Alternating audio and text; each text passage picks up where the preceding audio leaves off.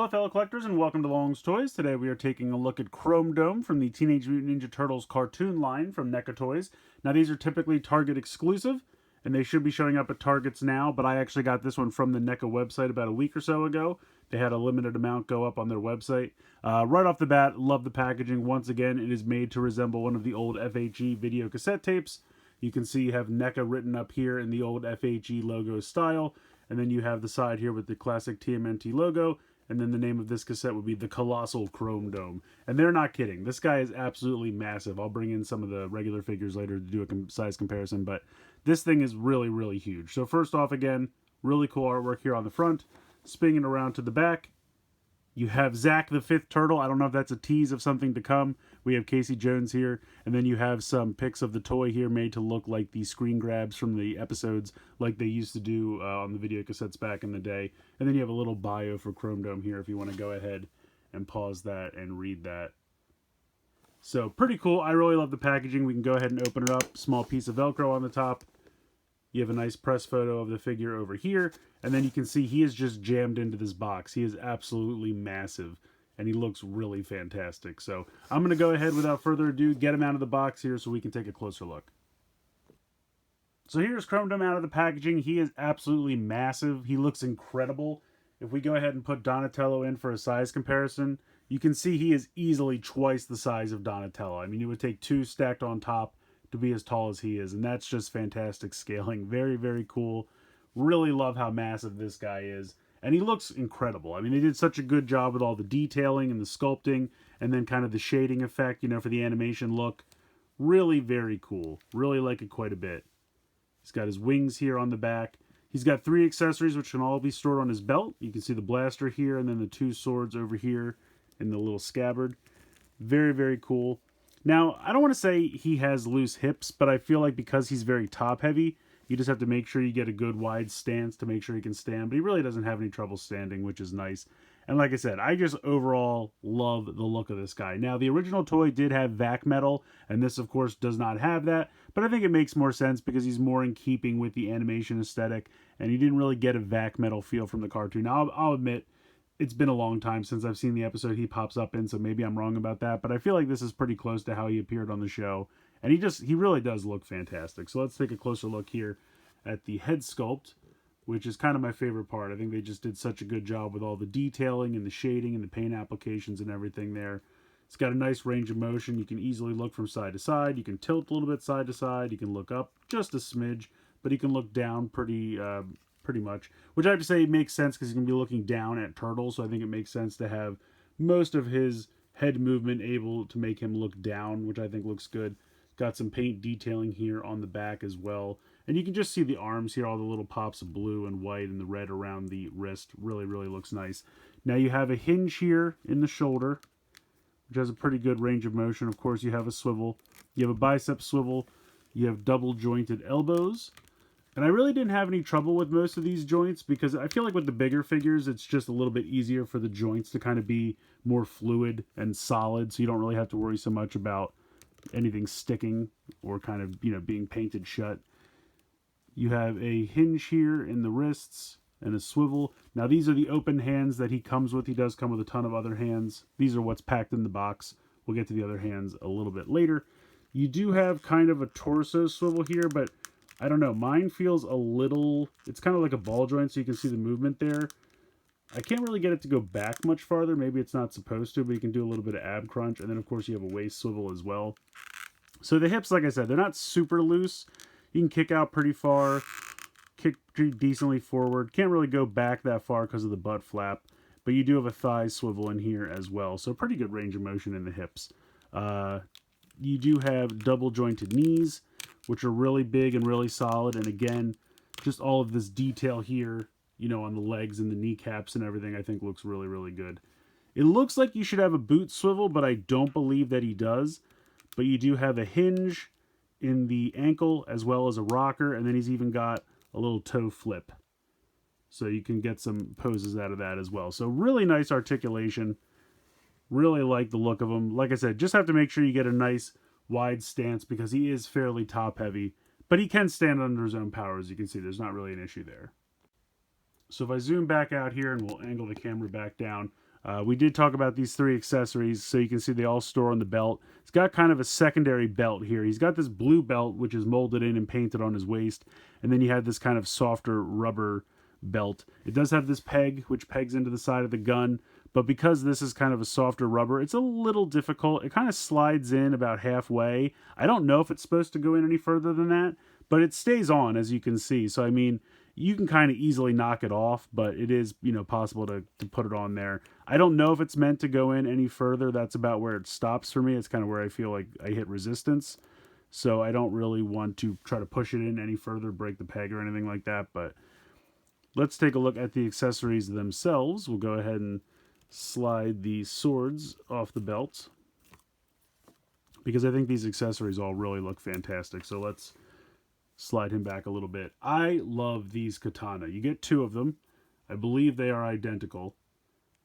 Really nice size, really nicely painted. You have the black, the blue, a little bit of red there, and then of course the white. Gives them a very kind of techno feel, so that they're not just kind of normal katana. They have kind of like a robotic feel, which makes sense. You can see, unfortunately, though, that some of the blue from the belt is rubbing off, because it's a bit of a snug fit here at the end, because it has this kind of raised piece.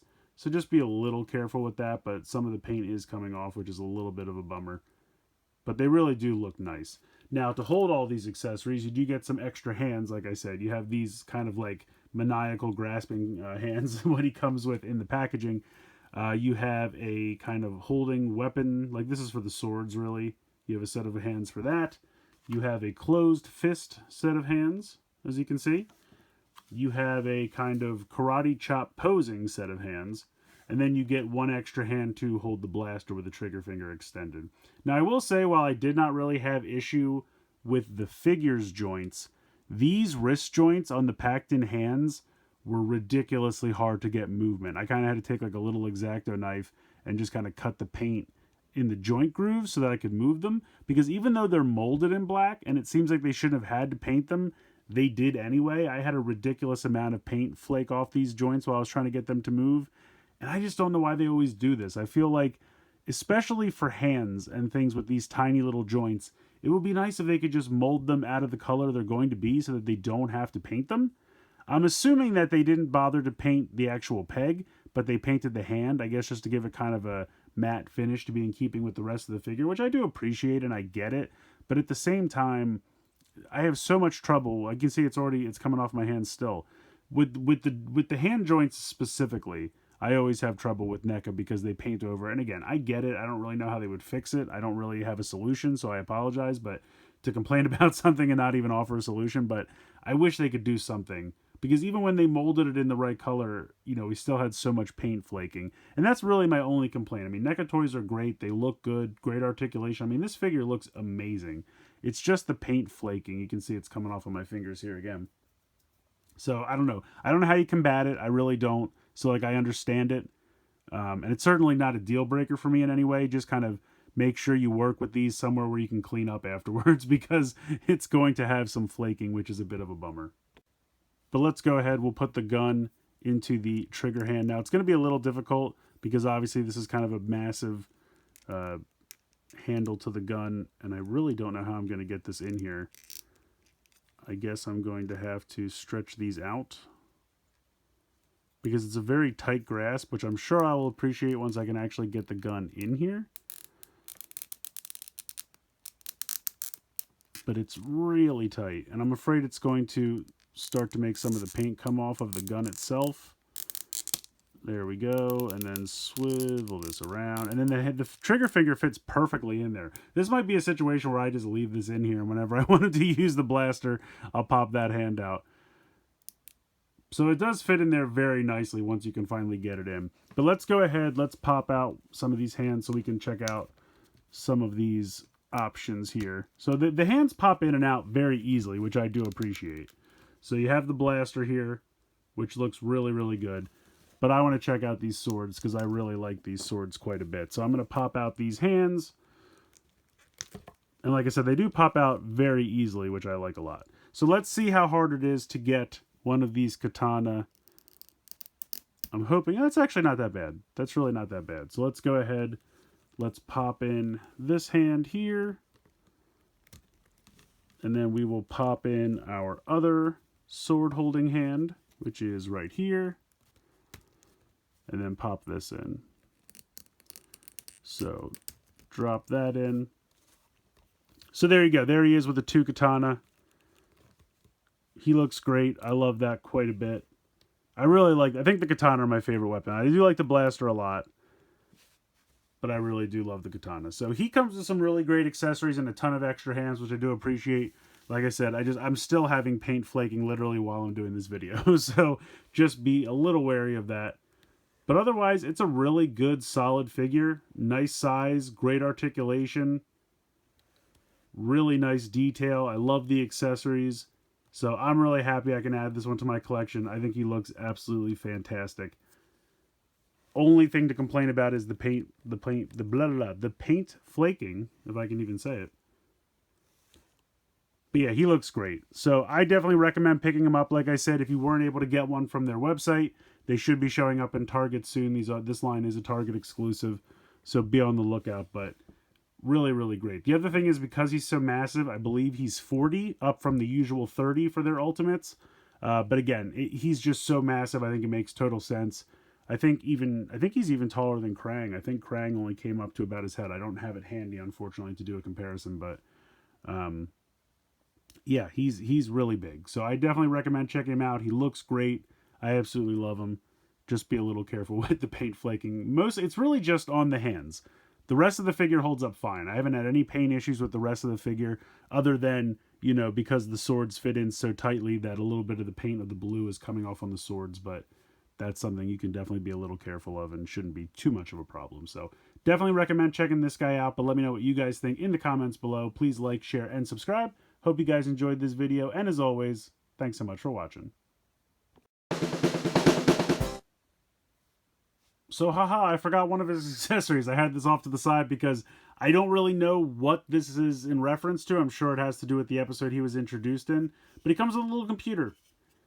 So, pretty cool. You see it's got the old 5-inch floppy drive there, which is a blast from the past. Has the keyboard and everything connected. So, if you're just looking for a cool little, set piece, diorama piece, just to have one of the turtles or somebody, kind of work on a computer here you go. Like I said, it might very well be very pertinent to the episode he appeared in. I don't remember, but it's just a cool little old-timey computer, so I wanted to shout this out because I had this off to the side, and I just kind of forgot about it. So yes, he does come with this accessory as well. It looks nice. It has the paint here to kind of show the sheen on the screen there, which is kind of cool. And I love the reference to the old 5-inch floppy drives. That really takes me back. And sadly, it shows my age. In any case, this thing's really cool, so he does come with this accessory as well. I promise the video is actually over this time, so let me know what you think in the comments below. Please like, please share, please subscribe. Hope you guys enjoyed the video, and as always, thanks so much for watching.